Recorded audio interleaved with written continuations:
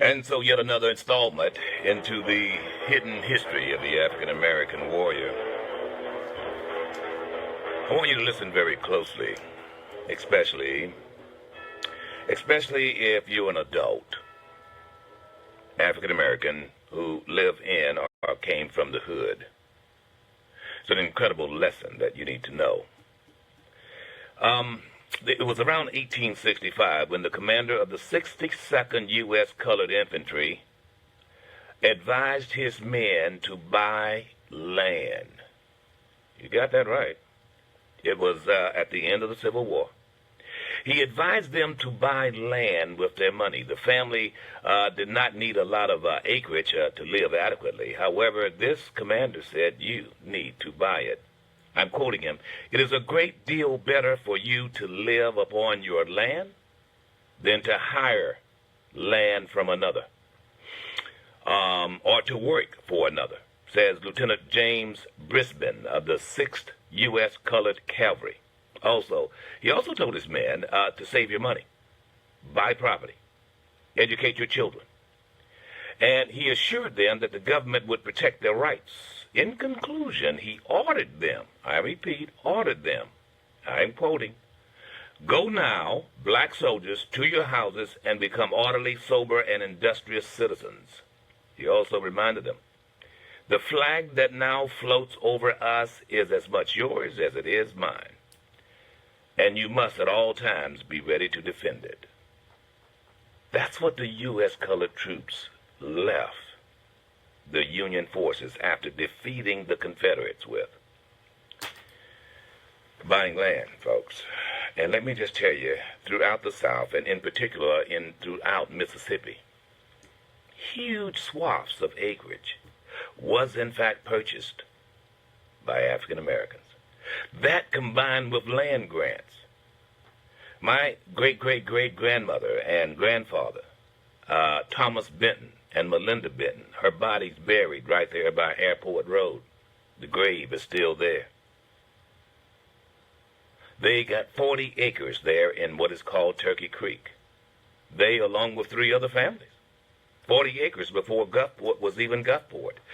They're not the only one. Throughout from Franklin County all the way to Jackson County, at one time African Americans literally owned huge swaths of acreage on the Pearl River. One even had the largest country store, feed store, African American, that is. You know, I said toward the end of yesterday's show, ladies and gentlemen, there was a significant difference that I saw in Africa that I don't see here in America nowadays. And that's this. That is that quest to buy a piece of this country. When you look at the neighborhood, some call it their turf. Many of those who call it that don't own one piece of sand. They're renting their tenants.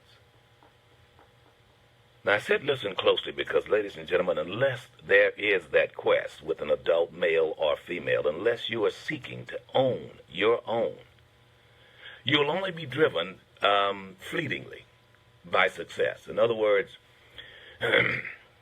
when you become nothing more than a tenant, and trust me, I'm a landlord. I know something about this. When such time your quest is only to rent and move on, you don't drop an anchor. You have no vested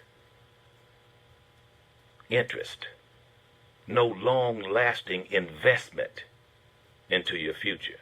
And you can't build wealth. Now, I know this. It sounds like I'm preaching, and I guess I am, but I grew up in a generation, ladies and gentlemen, that was driven by having your own house, your own land. I don't mind telling you exactly how to do that. Contrary to what you might believe, it may not take as much as what you think. First takes a desire. But what these brave soldiers had when they came off that plantation was exactly that. They understood the value of a land. When you own your own land, you can't be homeless. You can pitch a tent on your land. Can't nobody run you off.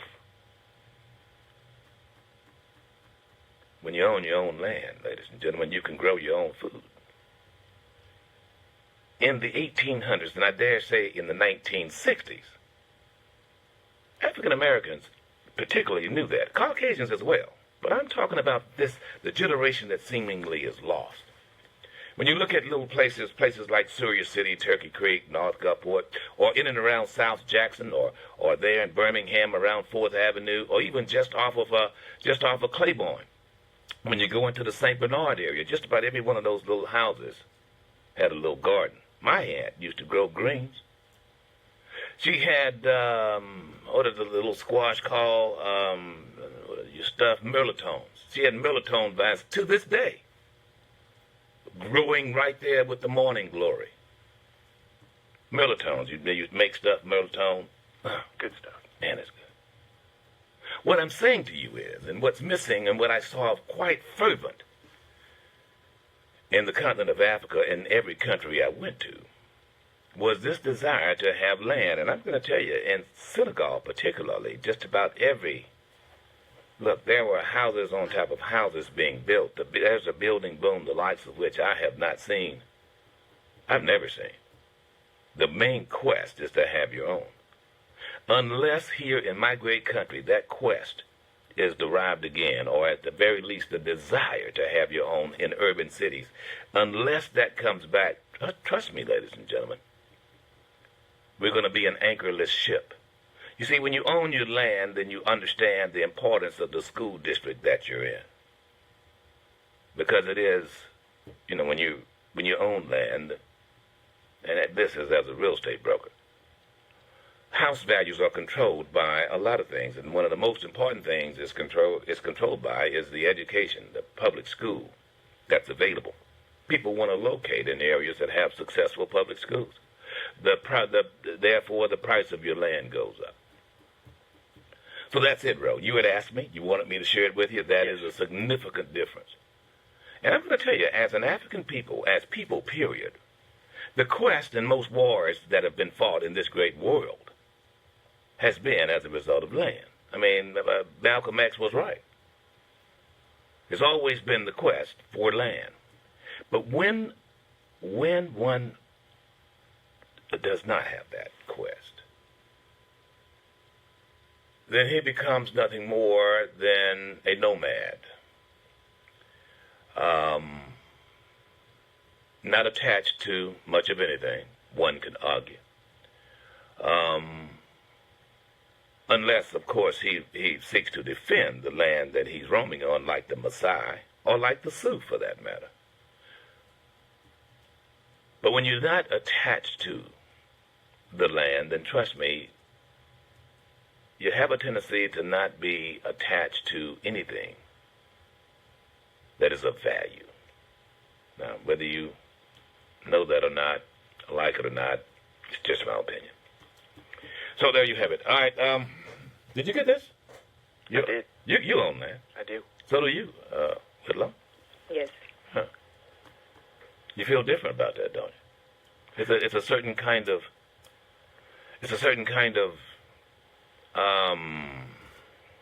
well, how do you feel about it, bro? I have a greater awareness of what goes on, as you said, in and around my land, but also the county, the representation, the taxes. Yeah. The taxes, yeah. That's a reminder. Yesterday. That's a reminder. Do yesterday, folks, landowners.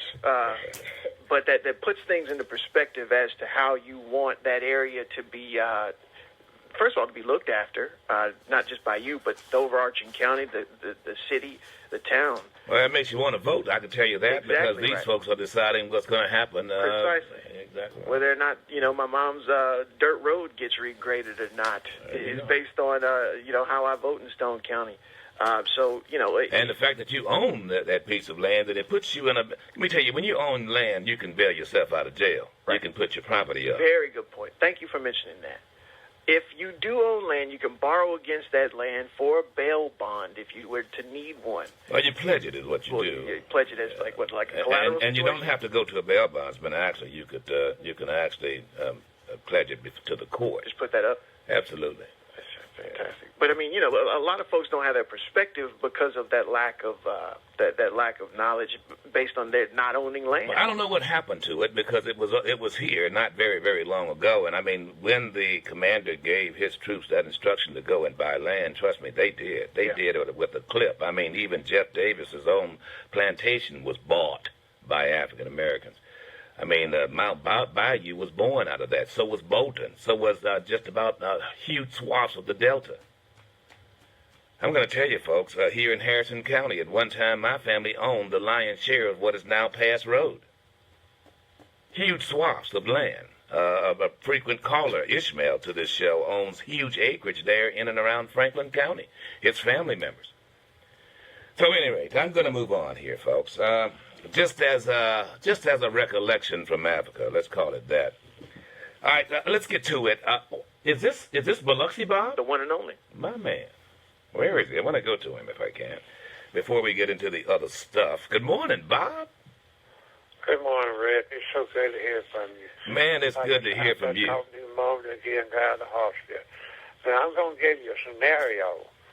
Now, I want you to talk to me, and before you hang up, I want to ask you another question. Okay. Okay. I'm going to try to keep so you don't get no trouble. Have we become the Germany of 1930? We got a person that can't read. We got a person that don't know history. We got a person that destroying our newspaper, destroying our news, destroying our institution. He want a loyalty, or he want his own Gestapo. This remind me, is you going to have to come over here and straighten us up and put us under Marshall's plan? And I tell you what, I think every day about what Ben Franklin said when they got done. We give you a republic. We are a republic, but there's a big difference between a democracy and a republic. I'm worried about our constitution, Rick. I'm really worried. Yeah. Well, I am too.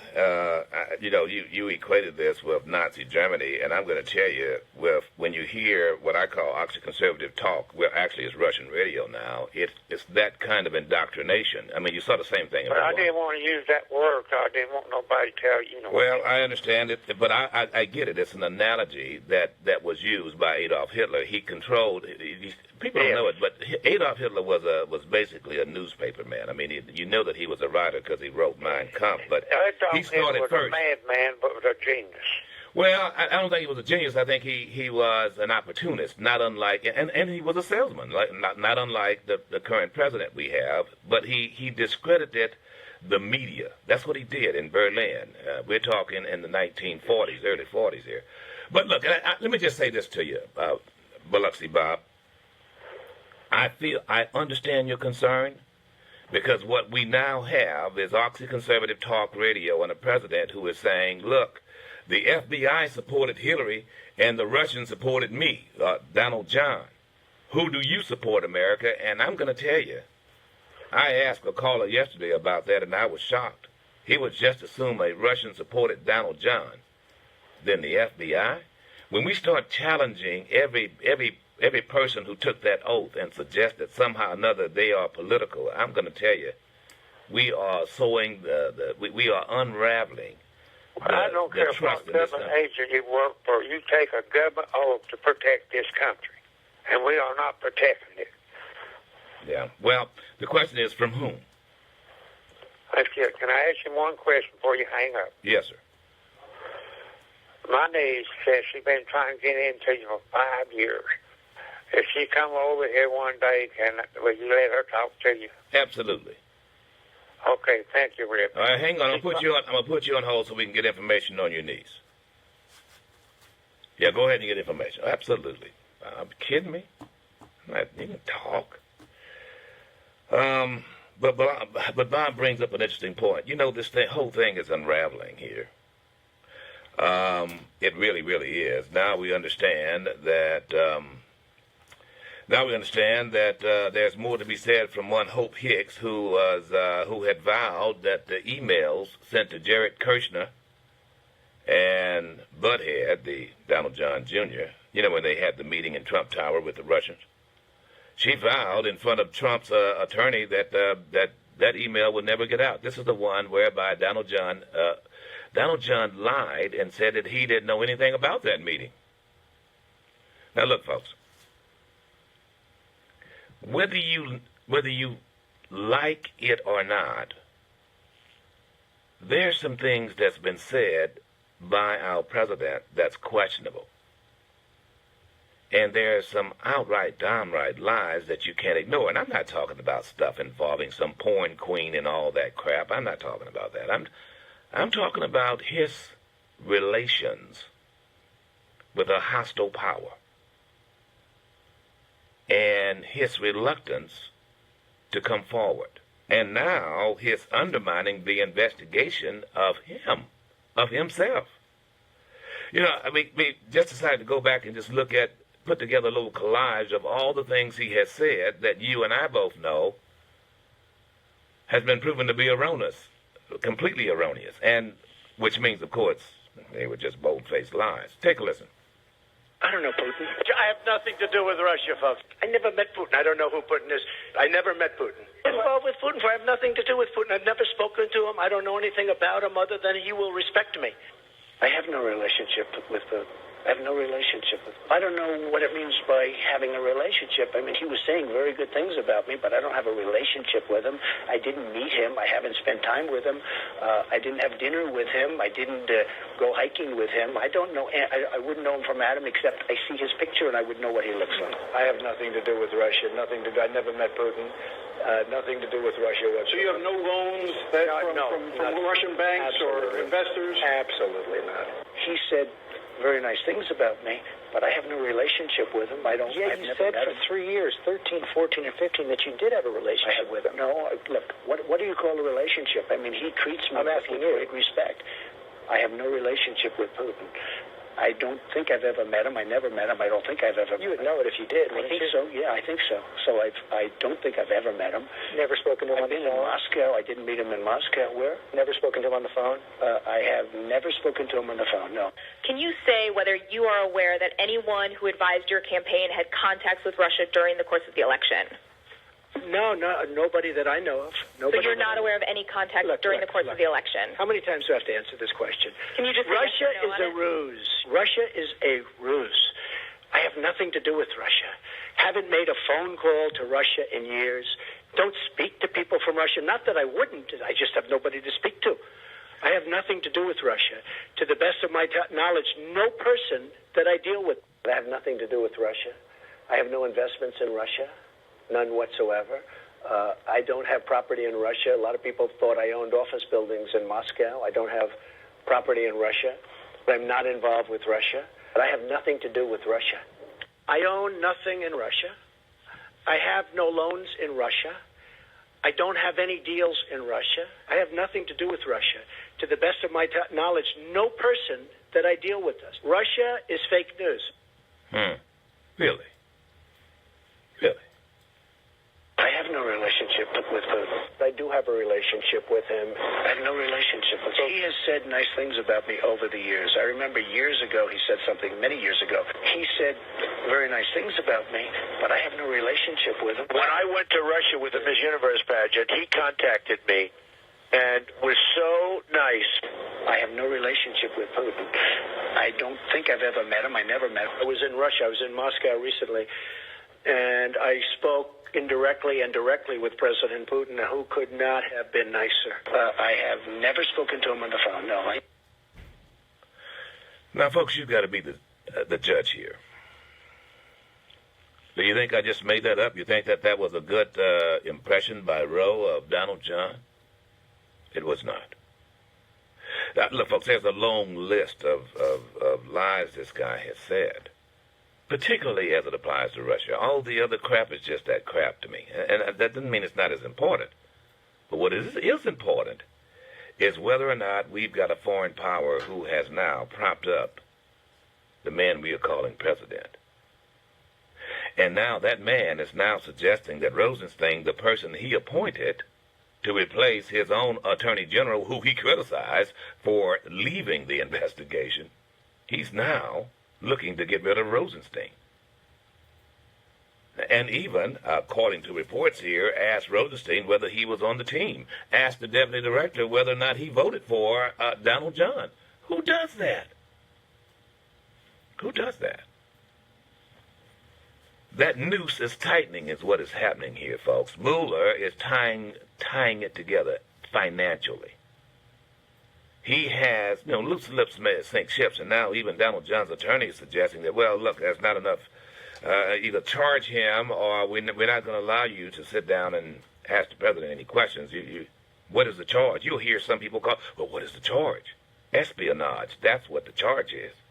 We are talking high treason here. There's no doubt in my mind.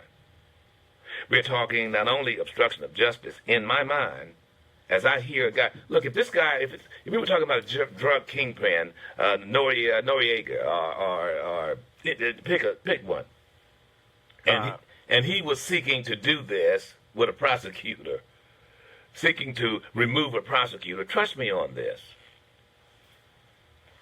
Law enforcement will see right through that and know exactly what is happening here. Now we've got a memo. And you know what a memo is? Be it from the Democrats or Republicans, it is an opinion of what it is you've seen. I sent a lot of memos out, and I received a few memos. It is a one-sided view of what has transpired. That's what it is. Now, this Republican memo coming from the Intelligence Committee is frightening in the sense of this. Here it is. You got the FBI and our own Justice Department saying it's not a good idea, primarily because it would jeopardize, it would tell our enemies/adversaries how we gather information. Now, I gave you the example of one, John Fitzgerald Kennedy, who was very reluctant to share with Khrushchev how we knew there were missiles in Cuba. To do that, and which John Fitzgerald did do it, he had to provide photographs. Those photographs, ladies and gentlemen, came from a spy plane that was 2-3 miles in the stratosphere. Khrushchev did not know that we had that capability until then, and so therefore, once you let your enemies know your surveillance capabilities, it weakens you. They're able to then cover, cloak, or for that matter, try to compete with you or our country. By the way, there's a big piece here, where is it, one of the periodicals, newspapers here regarding cell phones, and that was an unveiling. I mean, the cell phones of suspected terrorists or cell phones found on the battlefield have become quite useful. I've often said, ladies and gentlemen, once you get into the digital age, nothing disappears, and it doesn't. It's just a matter of coming back and gathering that information, putting together that matrix that simply says, I want to know what was on that phone at that time. It's there forever, stuck in some computer. And all it takes is for the government, in this case, to pull it up. And it's very helpful. And I'm going to tell you something else about that, too, ladies and gentlemen. Just so you'll know now, I want you to really understand this. Because yours truly is a broadcaster, and I have access to radio frequencies, right? At any given time, someone can pull right within, let's just say, 50 to 100 yards of you and have an interceptor that can literally listen to every telephone conversation and catch or capture every digital response you'll give. And that is even if you're talking to your alarm system or sending a text to your kids. And it's, by the way, it's legal. You think it isn't? It is. I mean, you're dealing with FM signals here, and they can be captured. And they can be utilized by whomever who would like to utilize it. Actually, law enforcement have that capability right now, whether you know it or not. And this shouldn't make you paranoid. It doesn't make me paranoid. The point is, the best way to keep from putting yourself at risk is to shut up. That something seems to be impossible for some people. Not good at it. Too busy typing. Little chubby hands on the Twitter. But ladies and gentlemen, I'm here to tell you this. Where we are right now, the sowing seeds of distrust, at the highest levels. I mean, how does the president not trust his own Department of Justice? And by the way, the Department of Justice does not answer to him. They represent the people. He doesn't figure that out. He hasn't figured that out. He's the CEO, and these are his people, and therefore you've got to be on his team. That's why he wants the loyalty. It is unfortunate, and I think it's mealy-mouthed and weak-kneed and very weak of individuals who simply feel, as did the Third Reich, my honor is my loyalty. Let me tell you something, folks. That's scary. But I suspect that there are, in fact, individuals, still a significant number of them, CIA, FBI, who see through this charade and understand quite well. There is very good reason to suspect and to be very concerned about anyone who would have that kind of fraternization with a foreign power and not be a little leery of this individual taking office. I mean, the vetting process started with Donald John long time ago, folks, long before he even sought to be president, trust me. And if by chance Rip Daniels is in the midst of a Russian, and I've had an opportunity to be in the midst and chat. Actually, I think when the Bush administration, I went to the correspondence dinner, and I had an opportunity to chat with an individual who was an interpreter and so forth, a Russian individual. And actually, it was an African-American, I think. And look, if that were to come up somewhere on some computer somewhere, it would not surprise me in the least, because that's exactly what I expect of my government. That's exactly what I expect. To surveil whoever this person is in contact with. Absolutely. We're being led to believe, and you're being led to believe by Oxford Conservative Talk Radio, that somehow or another, that's a no-no? Oh, no. Oh, no. 228-896-9455. A lot to cover, short period of time. There was a Air Force officer who got into a little tete-a-tete that we're going to deal with as it applies to her African-American subordinate female recruits. We'll deal with that in a minute. But I want to go to the phones here. Let's get Uncle Mike in quickly. Good morning, Uncle Mike. How are you? I'm fine, Rip. How you doing? I'm doing well. That's good. You know, I listen to your show a lot, and what I gather from it mostly is your foresight on, what is going on, what's happening, what might happen. And I think, Roe is picking up on that. Once he gets it like you have it, I think he's going to be just a greater broadcaster as you. Well, thank you. Thanks, Hon. Manafort used his property to get out of jail, so he must have been listening to the show, or maybe he just knew beforehand. They love it. But your hyperbole on you're fearing for the country didn't hit me until last night. And I said, oh, my God, he's getting ready to fire this Rosenstein so that he can get rid of Mueller. And he's already met with the Russians, not the Russian, Putin, several times privately. And it's a scary thing, the fact that he could, Russia could say, look, Donna, I'll give you the United States and South America if you just give me the nuclear codes, surrender the country to me. I don't think it's like that. It's not a matter of the militaristic. Vladimir Putin doesn't want to occupy the United States. He wants to do to the United States what we did to the Soviet Union, and that is divide it. You see, if in fact, let's just say if in fact the Civil War went in the way of the Confederacy, then you wouldn't have these United States. You'd have two smaller countries.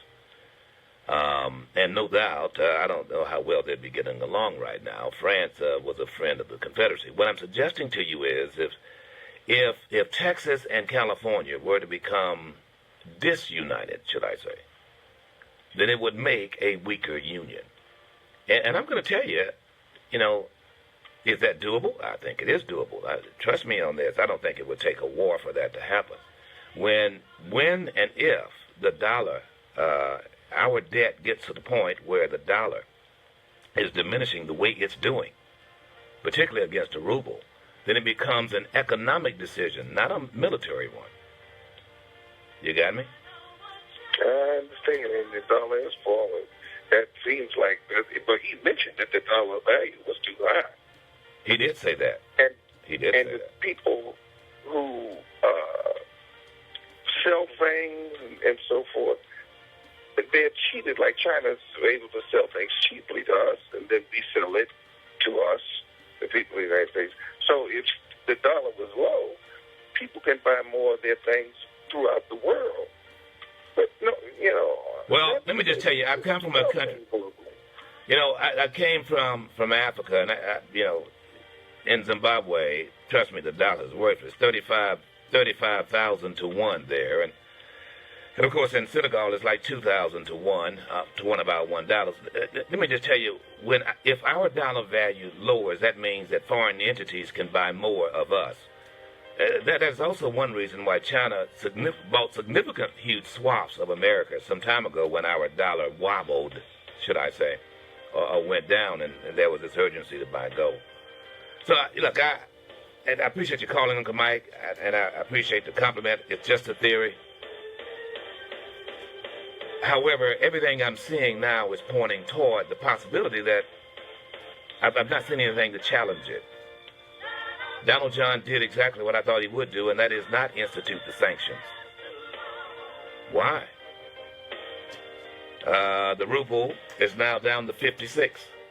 56 doesn't change. When I suggested it, ladies and gentlemen, we were hovering around 60. Now, I'm no macroeconomics expert, but I am an observer of what I see. And that military base in the North Pole is still getting larger, while Vladimir Putin now is investing billions into new bombers. And we'll be back. Every day, more than 10,000 people are approaching retirement age, and many of them are not financially ready. Are you ready for retirement? Do you even want to?